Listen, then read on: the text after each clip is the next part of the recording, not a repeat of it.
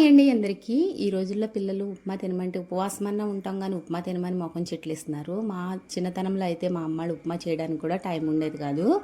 అలాంటిది ఉప్మా చేసి అక్కడ పెట్టేసి చేనుకి వెళ్ళిపోతే మేము ఉప్మా తిని స్కూల్కి వెళ్ళేవాళ్ళం అనమాట. ఇప్పుడు పిల్లలు తినమంటే అసలు తినను కూడా తినట్లేదు. ఇదేంటి కరివేపాకు చెట్టు స్టవ్ పక్కన వచ్చింది అనుకుంటున్నారా? అదేం కాదండి, రవ్వ ఇరిసి అక్కడ పెట్టాను అనమాట.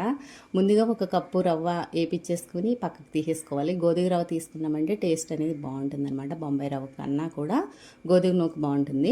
తర్వాత అందులోనే కొంచెం ఆయిల్ కొంచెం గీ కూడా వేసి పోపు దినుసులు వేసి ఉల్లిపాయ పచ్చిమిరపకాయ టమాటా కొన్ని అల్లం ముక్కలు కొంచెం కరివేపాకు వేసి వేగిన తర్వాత 3 కప్పులు వాటర్ తీసుకోవాలి. 1 కప్పు రవ్వకి రుచికి సరిపడా సాల్ట్ వేసి బాగా మరిగినప్పుడు ఈ రవ్వ వేసేసి బాగా దగ్గర పడిన తర్వాత దింపేసుకోవడం. ఈ చల్లదనాన్ని కొంచెం జోరుగానే దింపేసుకోవాలి.